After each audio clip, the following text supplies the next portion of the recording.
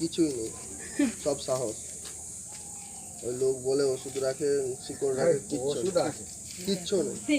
উলুবেড়িয়া 1 নম্বর ব্লকের মৌবেশিয়া হালদারপাড়া থেকে পরপর কয়েকটি কেউটে সাপ উদ্ধারের পর এবার সেখান থেকে উদ্ধার হলো একটি চন্দ্রবড়া সাপ। বৃহস্পতিবার সকালে চন্দ্রবড়া সাপটিকে উদ্ধার করে গড়চুমুখ প্রাণী চিকিৎসা কেন্দ্রে নিয়ে যায় বন দপ্তরের কর্মীরা।